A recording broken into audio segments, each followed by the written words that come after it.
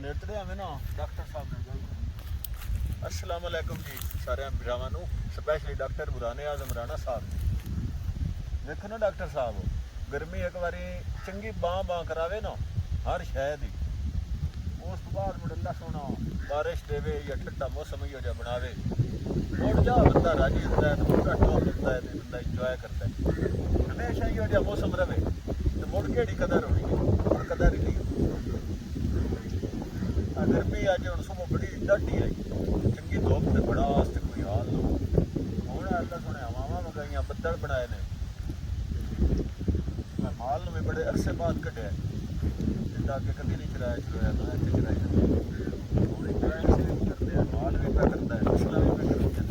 तुम भी पे करते हो थोड़े नाल गल भी हो और सब खरीत है बस कर